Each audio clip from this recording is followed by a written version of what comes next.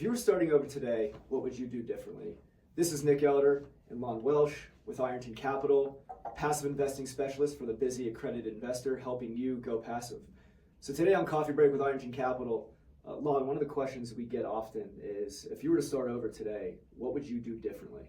That's a great question. So I started as an active investor, actually buying the properties and overseeing whatever transformation of renting them out or doing renovation myself or with a very, very small team.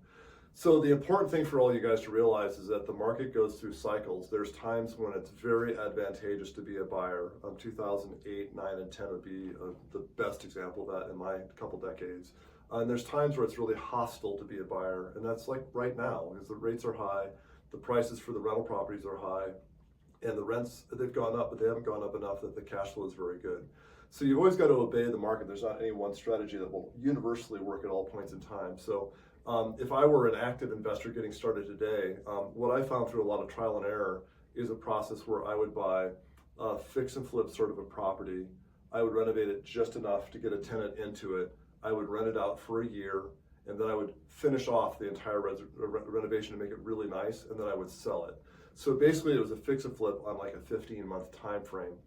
And the benefit of doing that is that if it's more than a year, you can get long-term capital gains tax treatment as opposed to ordinary income, and now it's also eligible for a 1031 exchange, which helps you further optimize your taxes.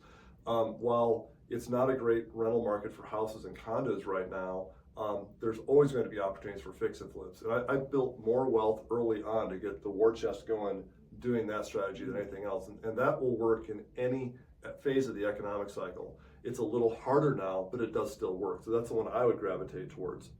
That's fantastic. Thank you for that answer. If you'd like to schedule a call with us to determine if passive investing is right for you, please reach out to us by going to irontoncapital.com/gopassive.